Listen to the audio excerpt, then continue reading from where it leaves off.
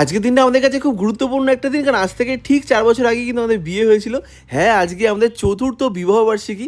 আর আজকে সকাল, সকাল কিন্তু রেডি হয়ে চলে গেছিলাম রামপ্রসাদ ভিড়ুতে মাকে পুজো দিতে। আর গিফট বলতে তুলিকা যে জামাটা পরে আছে এটাই কিন্তু বিবাহবার্ষিকী গিফট হিসেবে তুলিকাকে আমি দিয়েছিলাম। যদিও এটা মিশো থেকে কিনে দিয়েছিলাম, কিন্তু জামাটা বেশ ভালো ছিল। জামাটার লিঙ্ক কিন্তু আমি কমেন্টে দিয়ে রাখলাম। তোমরা যারা নিতে চাইছো অবশ্যই সেখান থেকে কিনে নিতেই পারো। আর মাকে পুজো দিয়ে সত্যি খুব ভালো লাগছিল।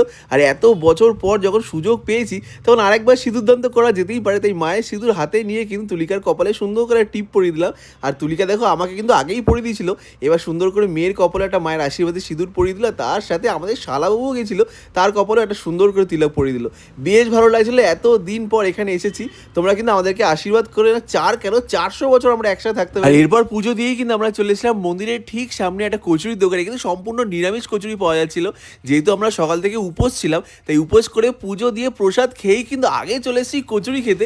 আজকের দিন কিন্তু